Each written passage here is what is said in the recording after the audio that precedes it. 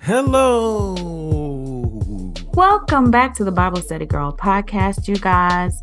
The first masculine voice that you heard on this podcast was the executive producer of the podcast, Bible Study Brother. Oh, I'm Sarita. You probably know me as Bible Study Girl. Sorry, a little rusty here. It is I, Bible Study Brother, but I am also known as Icarus Gray or Red Gray Area Anime. But this is the most wonderful podcast of your day. We are glad to have you back with us. Good times. Good times. We're glad you guys took time out of your days to listen to us. You may listen to us while you're washing the dishes or while you're commuting from one place to the other. No matter how you're listening to us or when you're listening to us, we are incredibly grateful that you guys take the time just to hear what we have to say. Sometimes it's educational, sometimes it's just foolish, but hey, gets the job done. If you've been listening around here for a while, then you know that we are in our Boundaries series. We are reading the book Boundaries. It was written by Dr. Henry Cloud and Dr. John Townsend. It is an incredible look from a Christian standpoint of what healthy boundaries look like and how you can establish healthy boundaries in your life. I think one thing that has been true for me throughout the reading of the book is that each chapter touches a different part of me and challenges a different part of me. And today we are diving into chapter 13. If you have the updated and expanded version of the book, chapter 13 is entitled Boundaries and Yourself. Or just So chapter 12 for those of you that have the regular book. the old book. If you're an oldie, this would be your chapter 12. But I recommend that you get the updated and expanded version because it has a cool chapter 12 that you guys just listened to that talks about boundaries in the digital age. I think we had a very full conversation and it actually opened up a lot of dialogue in a lot of different areas that we could talk about when it comes to boundaries in the digital age in your Christian life. But we had to get on off of there last week because I feel like we probably could have talked forever and ever and ever and ever. The more we talked, the more things just came to the surface. So if you have not listened to it, I recommend that you go back to last week's episode, listen to chapter 12. It was really top notch, top tier, if I do say so myself. I think we covered some really good topics. And like we said last week, I think that's something that we will continue to discuss because technology is ever evolving, ever changing. We're learning new things every day and having to deal with boundaries in the digital age quite frequently because we are a very digital society. So anyway, back to chapter 13. Actually, guys, first, I was going to say this earlier and I forgot. I should have wrote it on a sticky note, but I didn't because I thought I would remember. Long story short, let me get back to my point. Um, if you are not an avid reader, or if you feel like you don't want to spend money to buy this book or any book that we review in the book club, there are free options. Number one free option is your local library. I'm a big advocate for libraries. I've been a card carrying member of the library in every city that I've lived in. I make it a mission, a personal mission to go find the closest local library because I love to read. It's part of who I am, it's part of what I love. And so I have library cards from many different states, the states that I've lived in, and I made my presence known on the scene. My sister-in-law, Kanae, hit me to the Libby app. And if you have a library card and your library is participating in the Libby app, you put in your library card information on the Libby app and it gives you access, digital access to all the books that they have in their catalog. So you can read the books on your phone through the Libby app.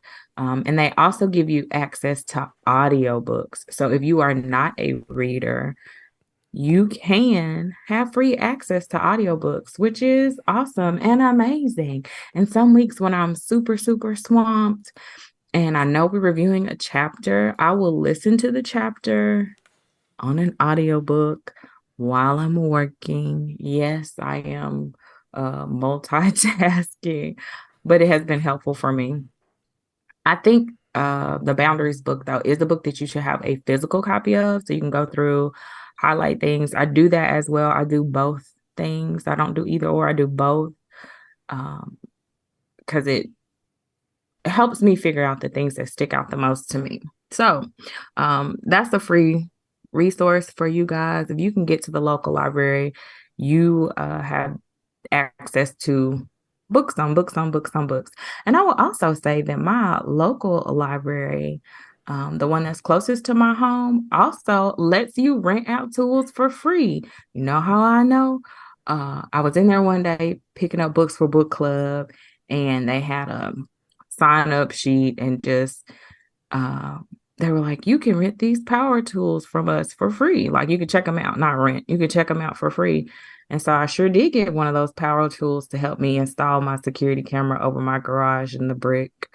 Uh, so I don't know what your local library offers, but it's definitely worth a try. They have, like at my local library, they give food. I mean, they just have so many different programs at the library. And honestly, I think to myself, why did I not become a librarian? Because I love books. Like I have an extreme passion for books. Books are my friend. We get along. But anyway, so back to the subject at hand. Hopefully you found that little tidbit helpful. I was like, yeah, one of these days. Well, one thing I will say too is that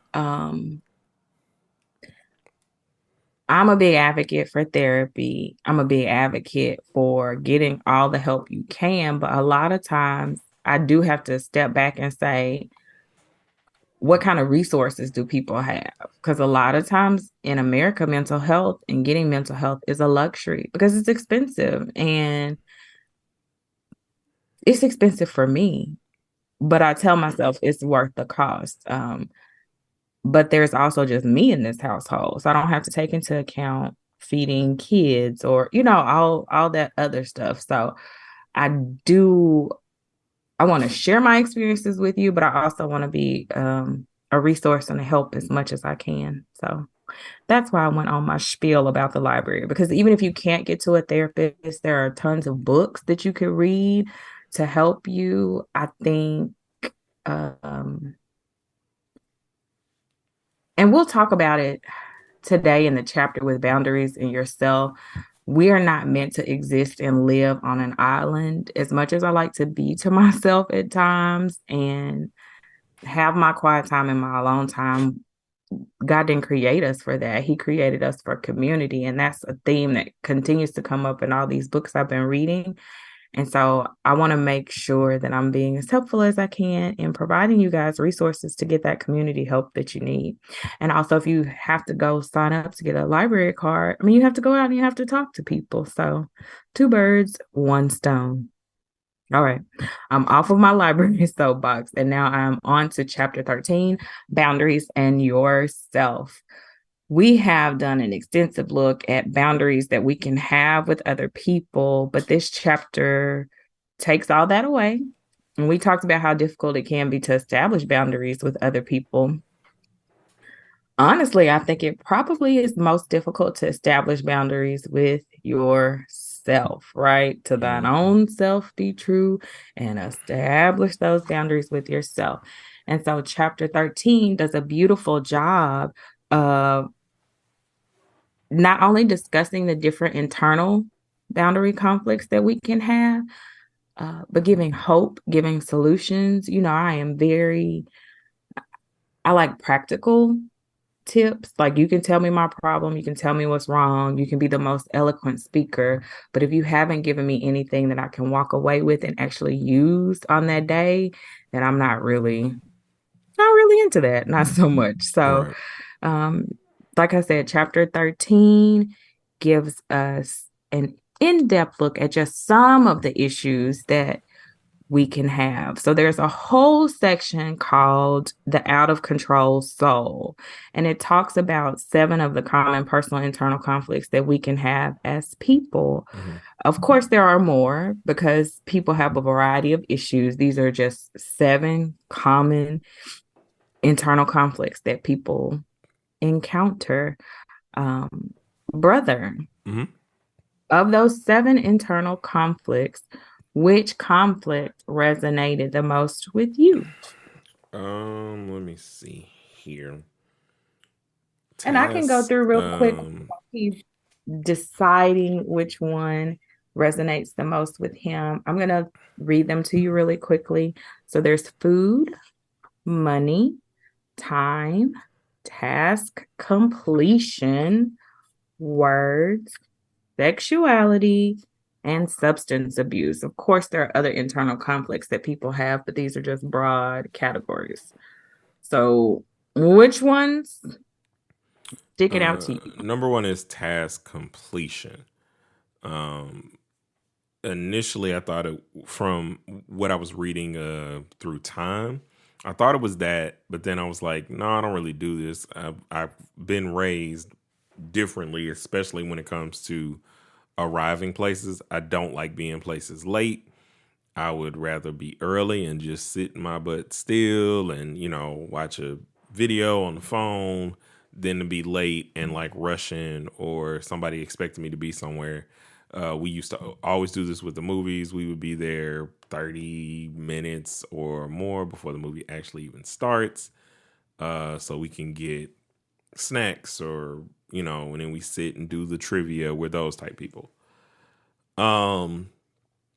So going through this and realizing that I've been going through a season, especially like whether it's with this podcast, my own channel, where I just have such a lack of follow through and an easy distractibility.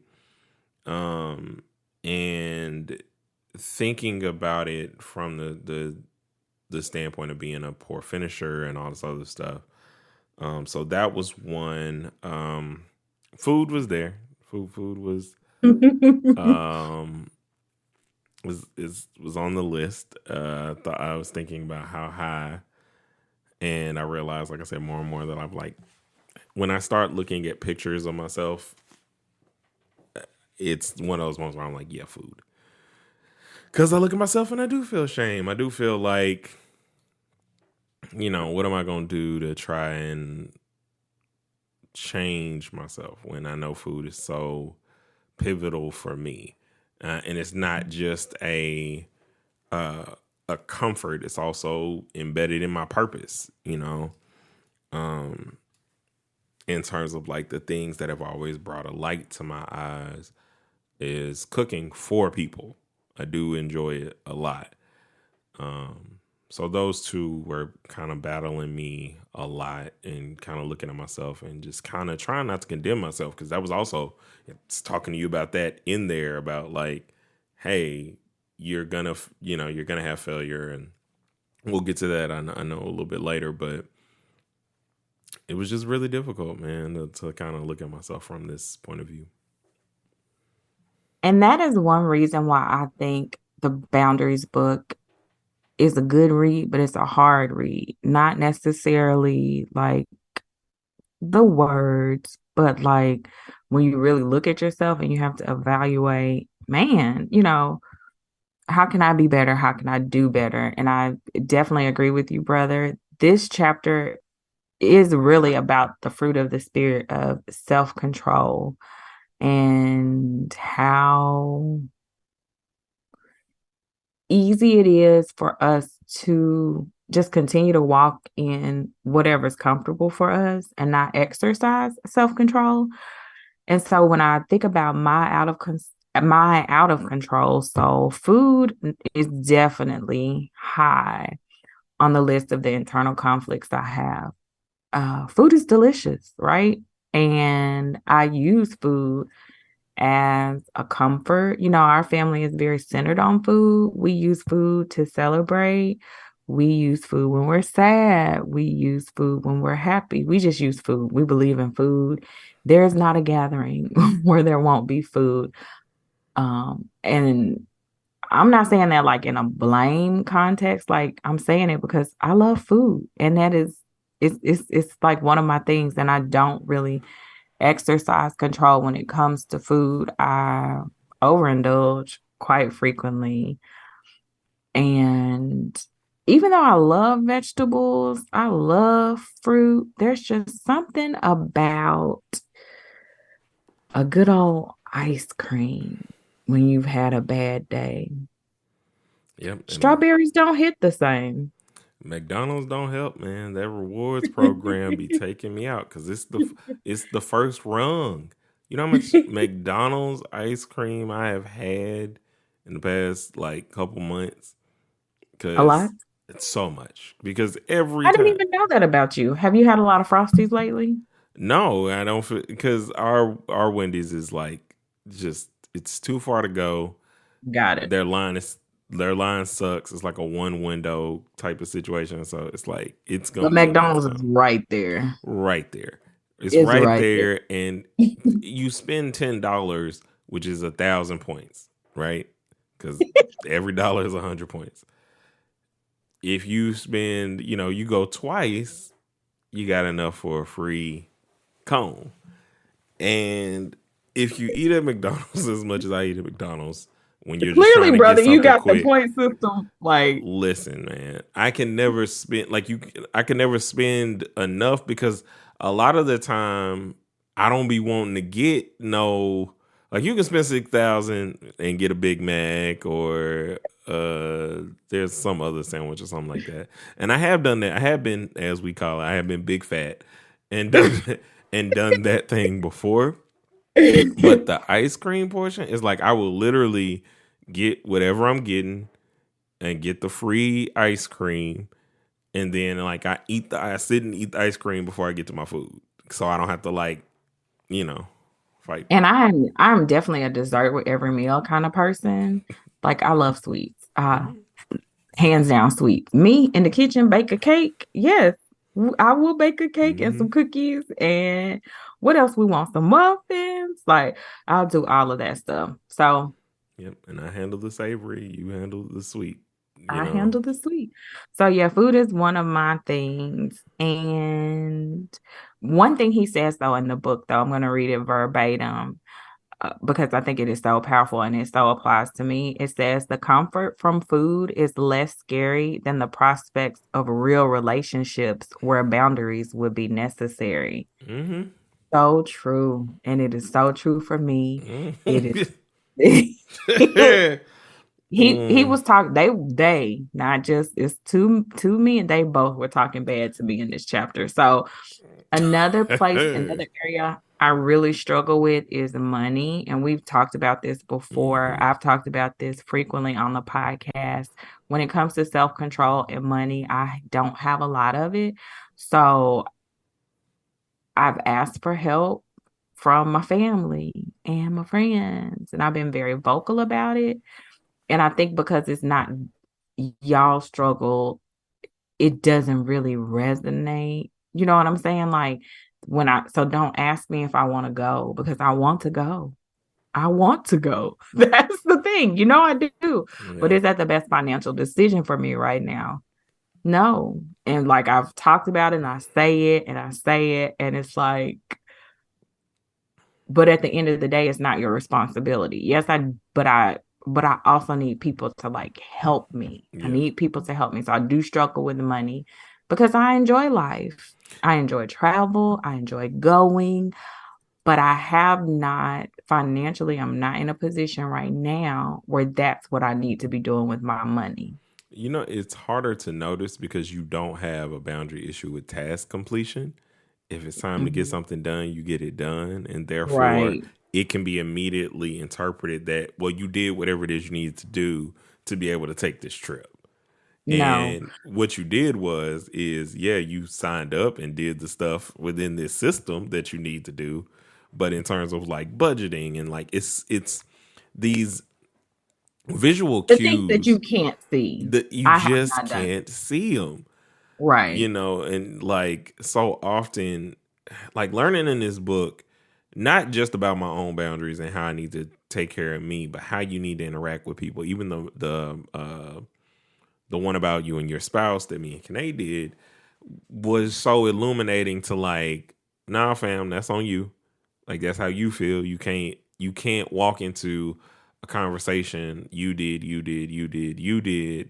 because at the end of the day, you're the one dealing with whatever it is. You can only deal with your emotions, speak on your emotions, and that has been like a difficult transition. So this, you know, portion of the book that we're discussing has been so illuminating in a sense of like, bruh, it ain't easy to say no. It ain't easy to see all of the, the stumbling blocks that you set yourself up for, that you got to do better in, and like it's okay, you know.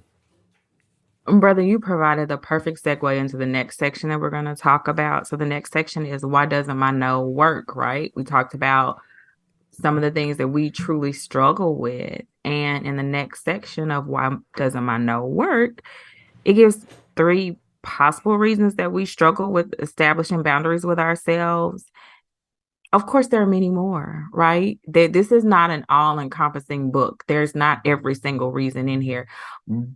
But the thing I like about this book is that it gives you options and things to look at to kind of start to dig deeper and figure out the areas that you have difficulty with. So they give three reasons. Which reason do you think you find yourself using most often as a reason why you can't say no to self?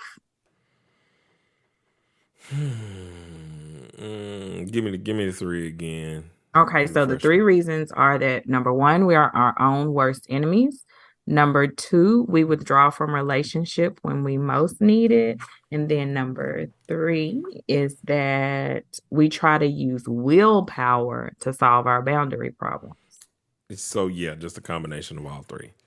All So three. because it starts with uh not wanting to ask for help, or feeling like it'll be a burden if I do. Or no, well, the worst enemy is first. So it starts with me being my worst enemy and getting into that place where I'm not encouraging myself. Secondarily, then it's about not asking for help. If I ask for help, I'm going to get told whatever. And then you end up at willpower, Okay. because I got to will myself through these things. And they, it's just like they transition from one to the other to the third, and, just go kind of in a cycle. I think that's true for me too. I am a combination of all of those reasons why my no doesn't work. The book gives a beautiful example. If willpower worked, if willpower was enough, then we wouldn't need Jesus. We wouldn't need the cross. If willpower was enough for us to stop sinning or, anything that we're doing, we wouldn't need Jesus. So definitely willpower is not going to do it. I think my number one thing probably is, though, that I'm my own worst enemy. It's easier for me to try to manage everybody else around me than it is to manage myself and my internal struggles and the things that I struggle with. Because, like I said earlier, that's not something that's visible to you. It's not something you can see. But I can see other people's stuff so easy. This is your problem, and this is what you need to do to fix it.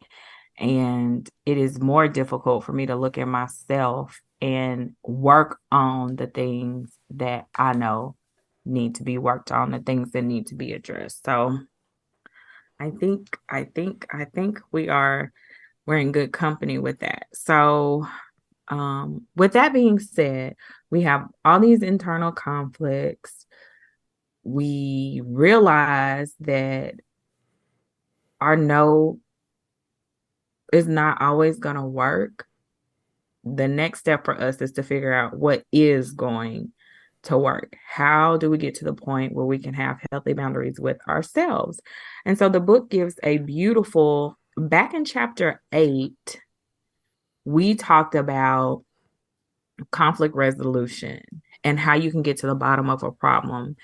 And they gave, I don't remember, I think maybe I read them on the podcast, but like you go through and you figure out like the root of the problem. You do all It's these steps, right? your boundary checklist is what you Yeah, go your through. boundary checklist. You go through and to help you get to the root of the problem so that you can solve the problem. So they do suggest that you go through the boundary checklist again, not for your external problems with people, but for these internal struggles that you have. Um, and after you go through the boundary checklist, you come to a point where you say, well, how can I get all this started? Like I recognize the root of the problem. I know why I struggle with um overeating. I know uh like I said, like I'm just using overeating as an example. I know why my overeating is there. What can I do about it? So they give you a very real and practical tips you can use.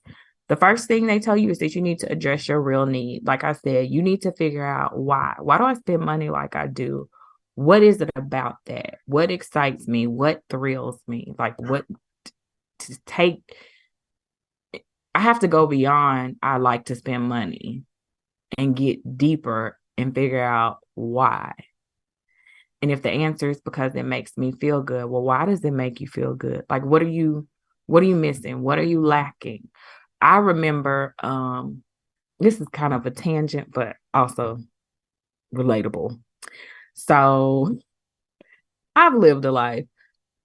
Biggest Loser was casting in Dallas. So myself, Bible study cousin, and Sweet Baby's mama and her boyfriend at the time, we all went to Dallas so we could audition for The Mm-hmm. Biggest Loser. Bible study cousin's best friend lives there. She was like, "Yeah, y'all can come stay with us." Um, so we get in line, right, to audition for The Biggest Loser because we're big. All of us are big, and like, hey, they might let us on, but one of the things we found out in the process as we're in this long line, this is like the funniest. This is like one of my best memories. So there was a one thing you figure out when you're in line is that everybody has a story. Like it's not just I'm fat. It is I'm fat. I had 3 heart attacks. I lost my left leg. I need this. So we are standing in line. And there's a guy, I wish I could remember his name. Sweet Baby's mama can't remember his name either. And he had a smaller woman that was there with him for support, just moral support with him as he's going through the process. And he actually, I think he had like a whole community of people. They weren't auditioning to be on The Biggest Loser, but they wanted it to be known like, we support you. I'm going to say the man's name was Jason. I don't know that that's his name, but his name is going to be Jason for the purposes of this story. We became so invested in Jason's life and Jason's story because Jason was sharing his story with everybody. And Jason had such a big support group and such a big support team. But Jason was able to articulate his real need. And the community of people that were with him as he was in this line were able to talk about Jason's real need. Now, we didn't get on the show because we couldn't articulate a real need, but we was fat and we want y'all to help us, but we didn't have the deep dive work to really get on. You know what's So funny is the funniest thing about that is like we do, but much like you said, it's just not something that we diagnose. right. Because I remember, like, even thinking about food. So, just as a story of how I would have gotten on the show, or could probably get on the show now. Like, Oh, honey, now I have a story. All them people done died. girl, I can, but I'm baby, saying I got before a then, my story. story would have been that I just didn't feel like I fit in my family. Because no matter how much I ate, I didn't gain nothing. And so, after feeling like a failure, and I finally started, I gain a little bit of weight, but I'm thinking, all right, I'm gonna lose it because I'm just used to that. And I'm not really noticing how my confidence is fading and waning. And like I'm working out, or at least I had started working out, and I was doing pretty good, but it was not filled with anything substantial. It was just filled with this hollow longing to be something that was wanted. And so when that didn't happen, I just started eating and Oh, so you got kept your eating. biggest loser story. Yeah, I kept eating. Like it's just, and now we're here, and it's like it because when you have metabolism at a certain age, you just always go, okay, it ain't gonna take nothing. Okay, it ain't gonna take nothing. I just gotta, and or if I lose 50, I'll be great. If I lose this, I'll be great. If I lose that, I'll be great. And the next thing you know, you just sitting and looking at yourself and seeing that you are definitely the biggest that you've ever been. Uh, you like definitely are carrying the weight in all the places, and it's right there in front of you. So yeah. Well, like I said, Jason had gotten to the underlying real need of why he was overeating. He was able to share his story and articulate his story and say, food is just a symptom for this. I use food to replace that. At that point in time, I did not have the emotional intelligence to know, okay, you're not just overeating because you like food. There's a reason. Like at that point in my life, I was just like, no, I just like food. That's why I'm fat. And so again, Jason was able to address the real need. So the next after you address your real need, you need to allow yourself to fail. We're not perfect. Never gonna hit it out of the park every time. It just won't happen. We are not a perfect people. We're living in a fallen world. Um,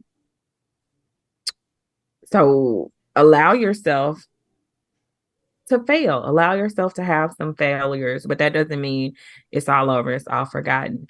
Then you need to listen to empath, empathic. I don't know why I'm saying words hard today.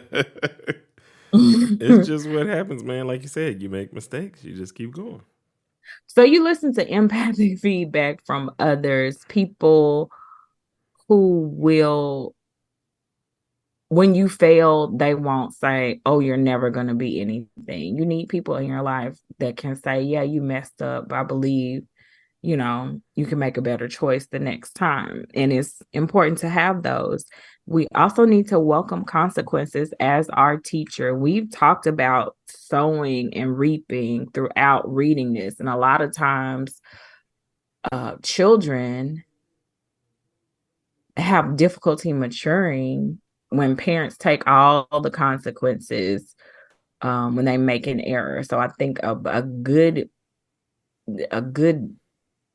a good experience for any of us to have is to really accept the consequences that come. Like I talk about quite frequently my inability to efficiently manage my finances, right?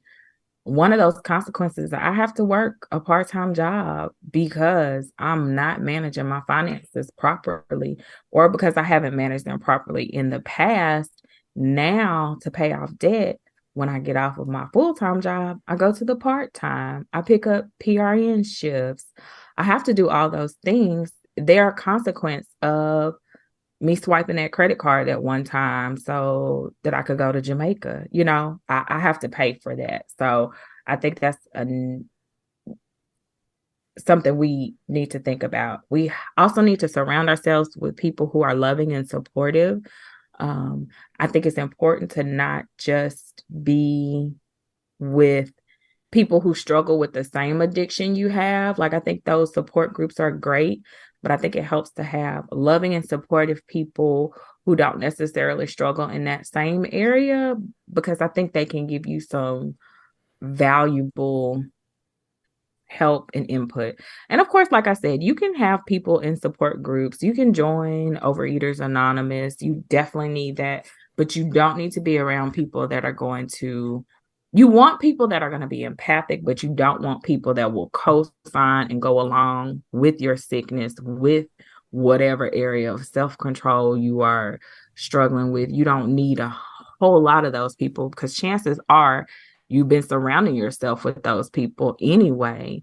And that's why you really haven't been able to break free.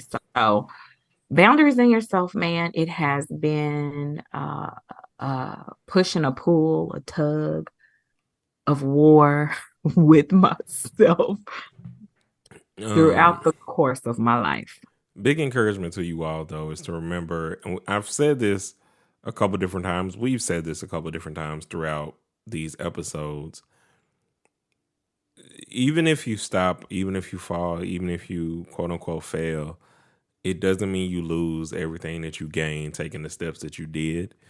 Absolutely. And we I have to encourage you in remind, that. I know you talking. I've been real talky today. I have to remind myself though, Sarita, you're making progress. Yeah.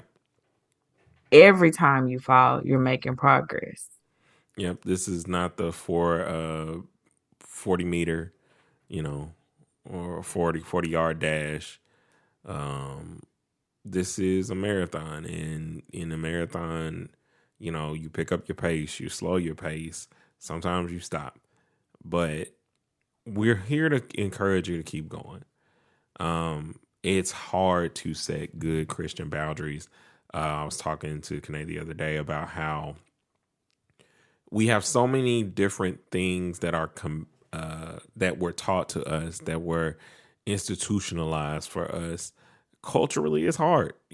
As a Black man in America, it's hard to set boundaries.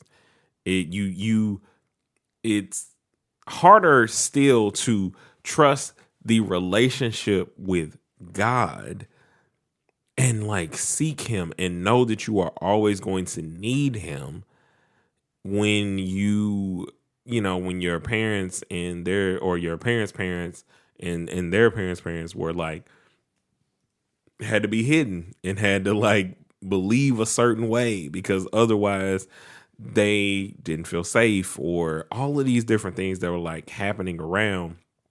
And so we're constantly dealing with the privacy, quote unquote, of boundaries and things that we need to speak to the community about or speak up about. And so it's hard to even notice the places where you need to just talk to God, because you feel like you got a willpower.